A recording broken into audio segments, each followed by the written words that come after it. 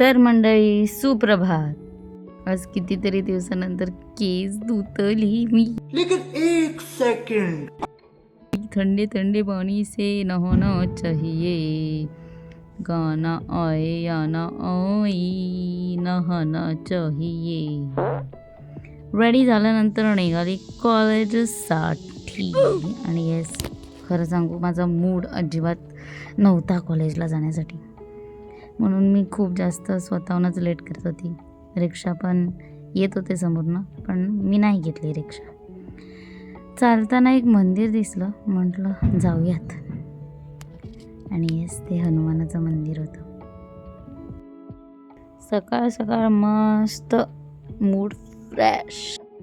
Bad energy outside, good energy inside.